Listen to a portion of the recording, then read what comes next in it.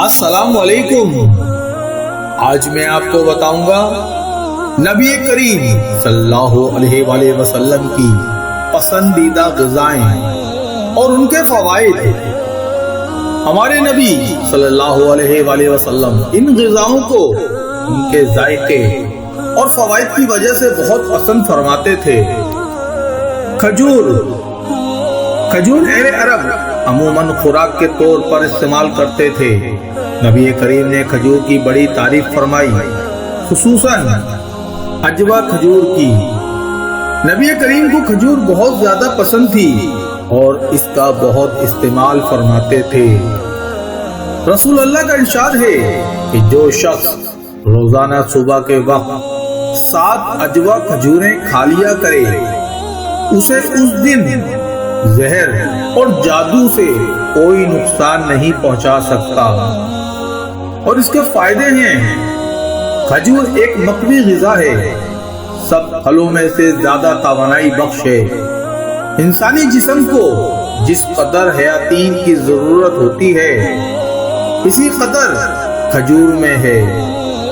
کھجور جسم کو فروغ کرتی ہے، صالح خون پیدا کرتی ہے، سینہ اور پھیپھڑوں کو قوت بخشنے کے لیے اس سے بہتر کوئی چیز نہیں۔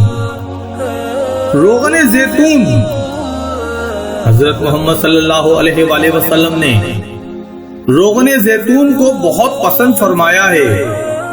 قرآن میں زیتون کا ذکر آیا ہے۔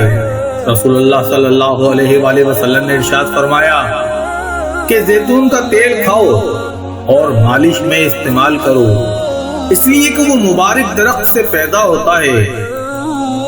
اور اس کے فائدے ہیں، زیتون کا تیل دنیا کا واحد تیل ہے جو چربی میں تبدیل نہیں ہوتا۔